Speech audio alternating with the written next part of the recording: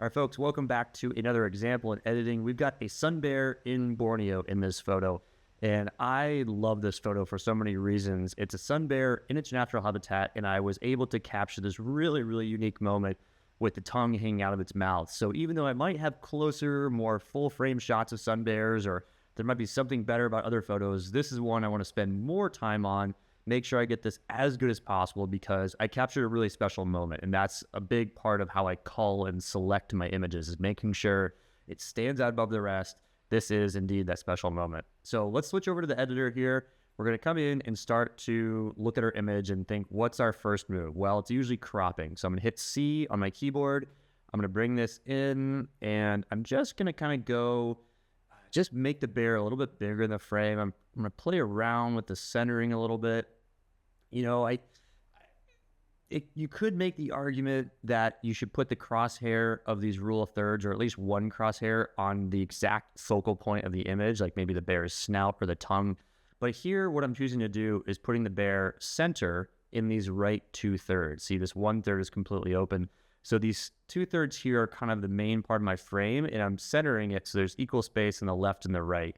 I could zoom in a little bit further, but I really like this obscured foliage, so I'm trying to keep that in there, making a little bit of like a horseshoe shape around that bear and its tongue. So that essentially is my cropping edit to start off with. So we hit enter, we get the full screen. So the next thing I'm looking at is the preponderance of green. Now that we've zoomed in a little bit more, there's a lot of green, and it's pretty bright. So I'm thinking I might need to desaturate the yellows and greens a little bit. I'm going to come over here and just go ahead and desaturate the whole image and see what happens. And I actually kind of like how that works. Let's see what vibrance might do. Vibrance usually focuses on slightly different colors and values. I do think just a little bit down is quite nice. So I'm going to split the difference, and I'm going to come over here and hover my cursor over those numbers. I'm going to put both at -5 just to kind of dial down that saturation a smidgen. Now, the thing is I do want to feature the bear here. And while I love the obscured foliage, I really don't need it to be as dominant of the scene. In fact, part of the reason for this obscured foliage is to direct your eyes toward the bear's face and prominent tongue. So what I'm going to do is I'm going to kind of darken the corners a little bit. Traditionally, I would do that with a vignetting. So watch what happens if I slide this down. It just makes all corners dark equally. But the thing is my subject is not in the dead middle of my frame. So I actually want to darken a little bit unevenly. So instead, what I'm going to do is hit J on my keyboard, and that's going to pull up a radial mask.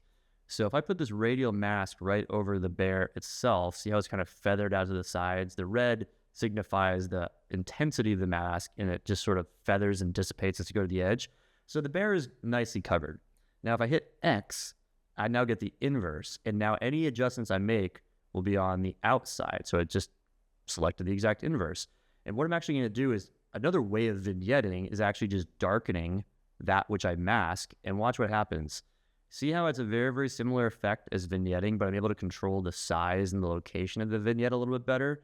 In fact, I might darken a little bit and then even expand this slightly just so that the bear isn't darkened. And that's kind of cool here. When I'm ready to kind of get away from this iris, I'll hit return. And when I want to get back to the main editor, I can hit E. And notice how, yeah, I kind of like how it just makes it a little bit darker. It is a dark rainforest. I've got more light in the upper left-hand corner than I think I would like. So I might do a quick gradient mask, hitting G, and just swipe down like this into the same thing. Just kind of underexposing. See how it just distracts or takes away the distraction a little bit? Now, and the final thing I'm going to do is probably treat the subject itself with a subject mask. And yep, it actually did pick out the subject just by hitting that. And then rather than go up in the exposure too much, I'm going to start with shadows just to bring a little bit of the light out of the bear itself. But in my opinion, that starts to look pretty fake pretty quickly. Let's see if exposure does anything different. And I'm just hovering over those numbers. And yeah, see, the exposure looks a little bit more natural. And then the final thing I'm going to do, because it's really the face that I'm worried about here, is I'm going to come with a brush filter.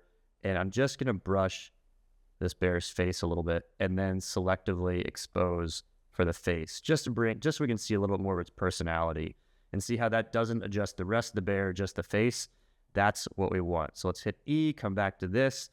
Any other treatments we want to do, I could darken the bottom here. I'm going to hit G for a gradient mask and just swipe up.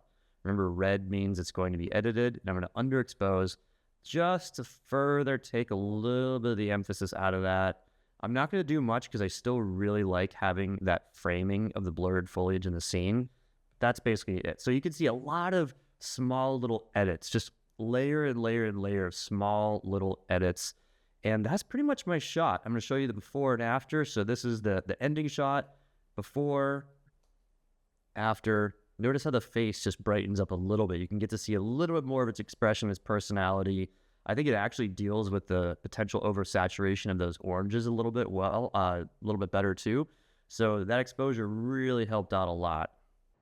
And there we go. That is your final edited shot. Save it, label it, and move on.